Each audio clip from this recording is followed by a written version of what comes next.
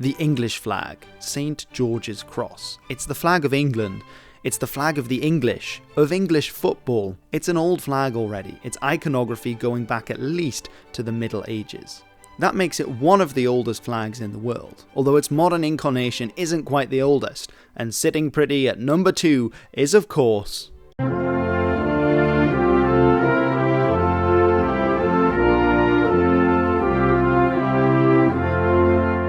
the oldest continually used flag of a sovereign nation is the Danish flag, and I've got a video about that there. But today we're talking about St. George's Cross, the English flag. Where does it come from?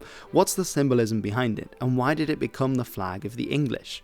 Of course, the red and white elephant in the room is the fact that currently there are many protests happening in the United Kingdom, particularly in England, featuring St. George's flag. These are around questions like, who is English? Are you born English or can you become English? Is flying the English flag racist? Does context matter? And are roundabouts the best medium for complex discourses about nationality and identity? I don't really want to get into any of the politics, even though this is a pretty hot take.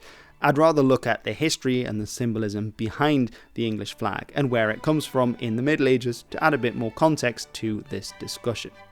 St. George's flag is one of the most iconic flags in the world. It's recognised and used widely.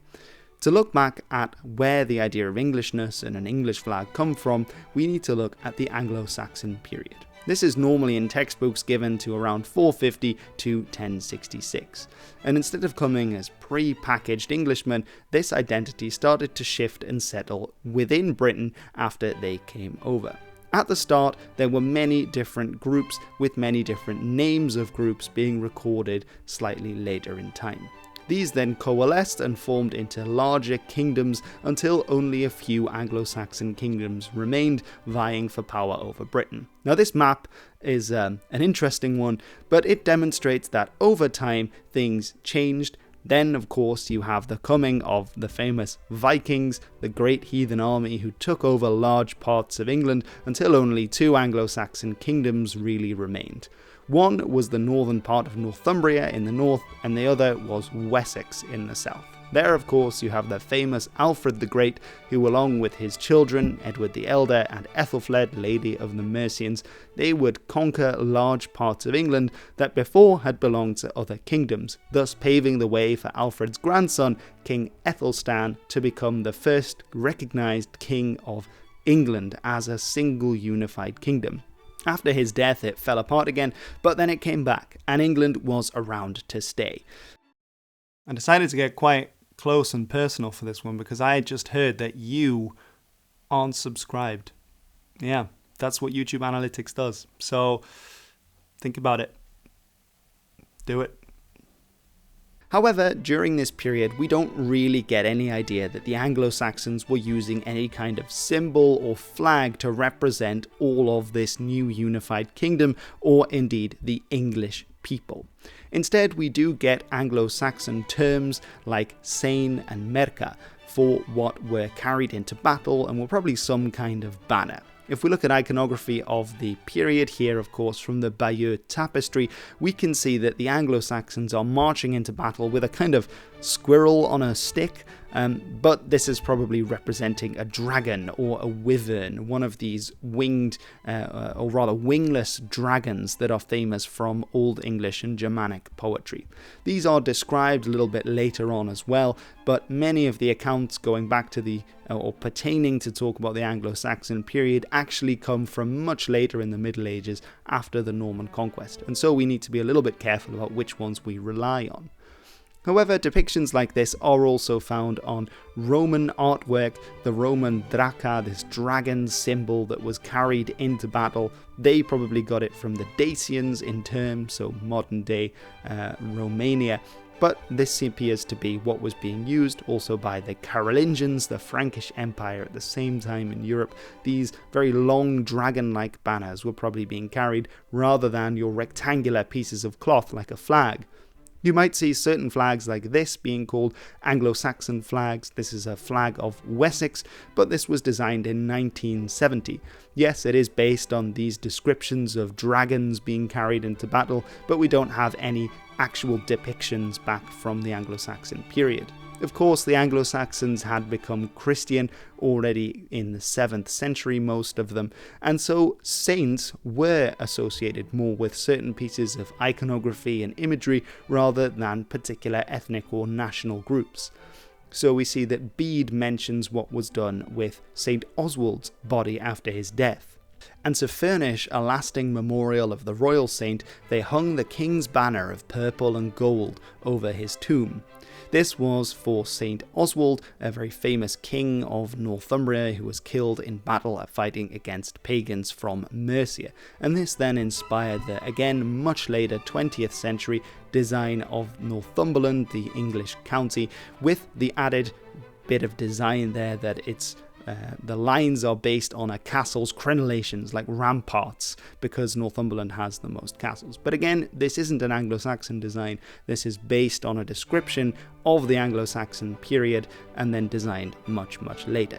So where do the first flags come in? Well, in 1066, the Normans would invade England. The Anglo-Saxons were out and the French were in, and they brought a whole new array of symbols with them. This was at a time when most of continental Europe was going crazy for heraldry. These are your classical coat of arms, the stuff that they would have on their shields or on their tabards. And the Normans brought over the lion design, sometimes called the leopard design. Now, to learn a little bit more about where the royal standard, the royal banner of England comes from, of England's Norman kings, we're going to talk to someone who I know really well on quite a personal level. We have a lot of shared interests, shared hobbies, and it's actually me from 5 years ago when I made a video about this topic. So let's first take a look at the three lions. And the first time we see this is in the reign of Richard I, who came to the throne in 1189, so the end of the 12th century. And it's actually in 1198, a year before his death, that in the second seal that we see that he is using a lion there. And this is the first time we see an English king doing this. Now, his father was Henry II, who was actually the first Plantagenet king of England, and they would rule right up until the death of Richard III in 1485. But essentially the Plantagenets were descended from a different family, but before that it had been Norman kings in England, and it's quite possible that the Normans had some sort of lion on their banner as well. Of course, a lion is now also associated with Normandy in their heraldry, and possibly actually this went back way further to some of the Danish kings in the 10th century who might have had some kind of lion banner as well. But we're not entirely sure, and none of them have survived to us today, although some of the Germanic tribes were using lions as part of their symbols. This was obviously before heraldry was a major thing. Now, this was because during Richard I's reign there are three lions, because he was King of England as well as Duke of Aquitaine, so in the southwest of France, and also the Duke of Normandy. And if you want to find more out about the Duchy of Normandy and its Viking roots, then you can do that here. So that explains the lions. But for the rest of this heraldic flag, as what we can call it, of England, then we need to go back to 1340. And this is a very important year because this is when Edward III was reigning, and he declared war on the French and declared himself the King of France. And of course this kick-started the 100 Years' War, which I've talked about before on this channel, which lasted longer than 100 years and was probably several wars. But the crux of it was that the English kings were also claiming the throne of France. And this is where we see various heraldic symbols being used on both sides in this depiction of the 100 Years' War.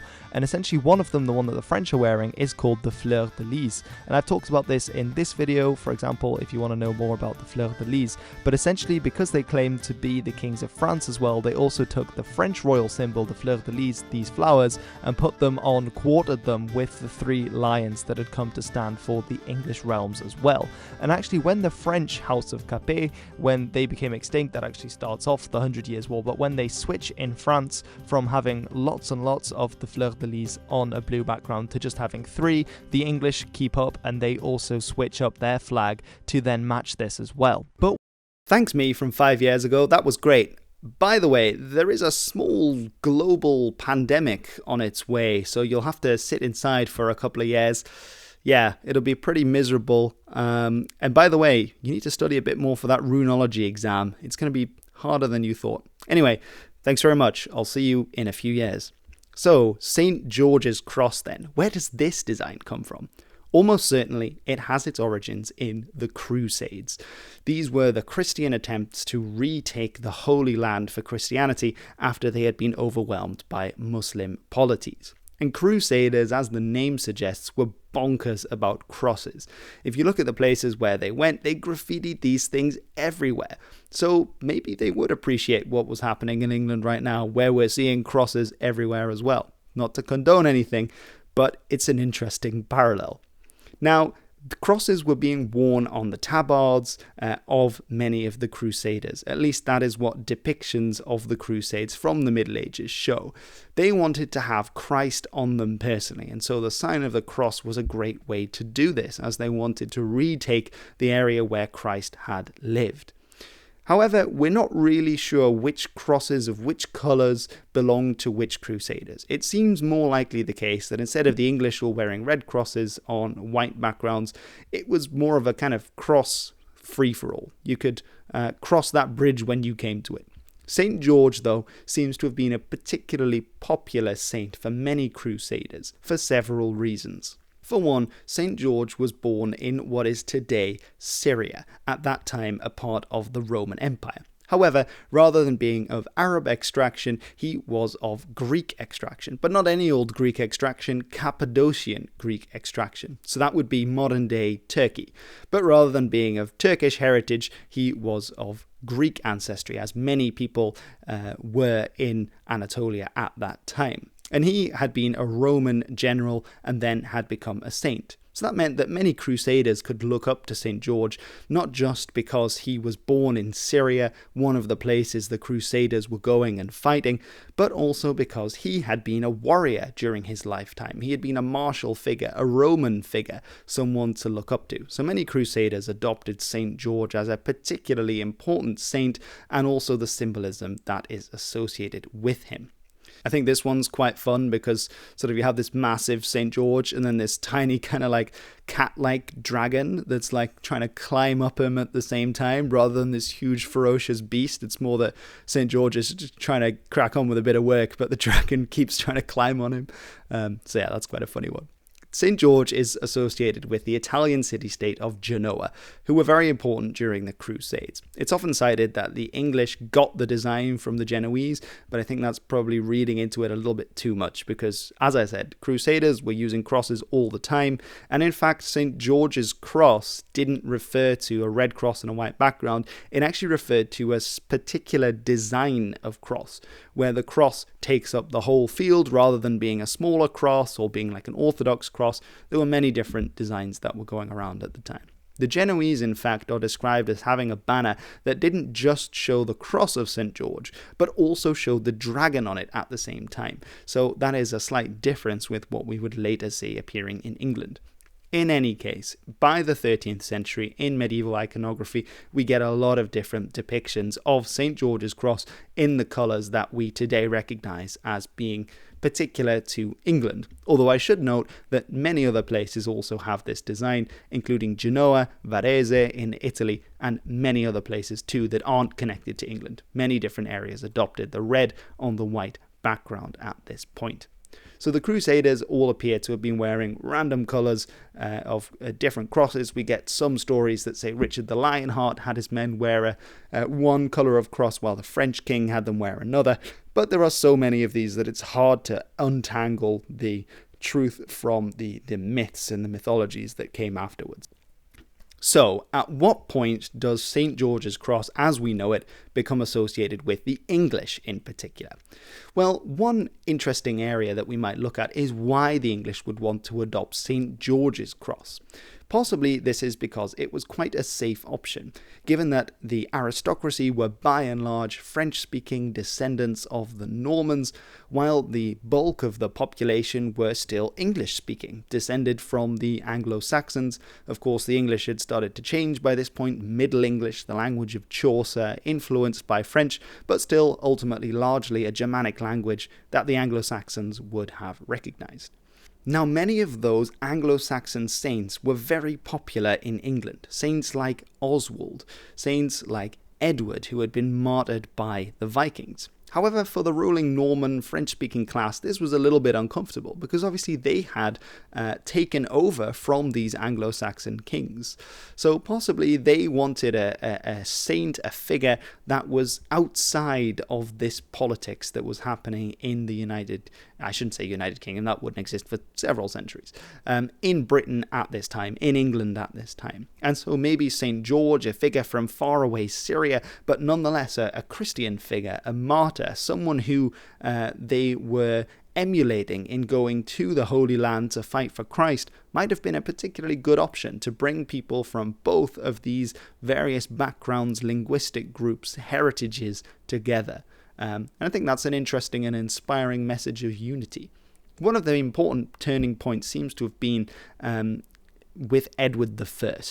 It was actually during the reign of his father that he was commanding the royalist army fighting against the barons in 1296 at the climactic Battle of Evesham. The barons had been in revolt against the king, and this was going to be the decisive showdown. And indeed, Edward would lead his father's army to victory and kill the vast majority of the barons in one fell swoop. But it's interesting for us because chroniclers note that he had his army wear red crosses to distinguish them from the enemy, given that there were no uniforms and people tended to look alike. In fact, it seems that he learnt this trick from the barons, who previously at the Battle of Lewes, which they had won, decided to distinguish themselves by wearing white crosses on their armour. But now we find that red crosses are being worn. So we have that particular association of the Red Cross of St. George with England. This association would be further strengthened in the reign of Edward III, who in 1348 established the Order of the Garter, a knightly order with as their patron saint, their head saint, none other than St. George. And as you can see, St. George's cross is on that symbol of the Order of the Garter and would remain the symbol of the Order of the Garter. With that order being the primary knightly order of the English knights and English kings, it's clear to see that that association was firmly rooted by the 14th and 15th centuries, and indeed he would add it to his royal banner. So this was the royal banner of King Edward III. Here we see it again of Richard II, and then with Henry V, who very, very fittingly has an angry swan on his royal banner. By these swans, I vow to avenge this murderous insult to God! And then we can see that this royal banner that we talked about earlier with the fleur-de-lis and the lions or leopards and St. George's cross appears again and again in iconography showing the English from the 14th century onwards. So here's Wat Tyler's Peasants' Revolt, where you can see both sides are representing themselves with this flag as English. That would be the case, and in 1552, during the reign of Edward VI, that's the son of Henry VIII, he would make St. George's banner, St. George's cross, the only acceptable flag to fly for the English. This was in part because Edward VI was quite a severe, strict Protestant, and of course, Protestants aren't huge fans of the saints. They associate that with Catholicism. Interestingly, the Anglican Church in England does accept saints because it's a bit of a compromise maneuver with the Catholic tradition of saints. And up until this time, many regional saints, many of these Anglo-Saxon saints and others like Thomas Becket in Canterbury were very popular as saints with local cults and people using iconography of these saints, banners of these saints, sometimes carrying them into battle even. But after this period when England became Protestant, of course with the exception of Mary's reign which followed his, then we only see St. George's cross being used. And of course St. George's cross would then be combined with the Saltire, St. Andrew's cross, the Scottish flag, in 1606 for the first time, where we get this joint design to represent both England and Scotland. Even though they remained separate in parliaments until 1707, this would then be combined with St. Patrick's Saltire to represent the British holding in Ireland, and in 1801, an Act of Union, they would bring them together onto this flag, the Union flag, which remains to this day the flag of the United Kingdom. And you can actually find out more about the future of this potential flag. If there is to be a breakup or more inclusion, I made a video about that too. But for now, that is everything that I want to say about St. George's Cross and where it comes from. Did you know about the history of St. George's Cross, the English flag, and where it came from? Did you know that it had its origins in the Crusades, and that St. George himself wasn't English, but actually came from the area where they were going to crusade? I always found that an interesting story, and I hope that you have as well. Thank you very much for watching this video about the history behind the English flag. Now, as mentioned throughout the video, I've got a few other videos about flags that I've made in the past. For some reason, they always seem to be very popular and many people watch them, so I keep making them. So let me know if you've seen any of those videos previously, and if you'd like to see any others in the future. I'd be more than happy to look into it. Just leave a comment below and I will have a look and see if I can make a video on a chosen subject. Thank you very much for watching. Please do subscribe, as it really helps me out. Leave a thumbs up for the algorithm, and I will see you in the next one.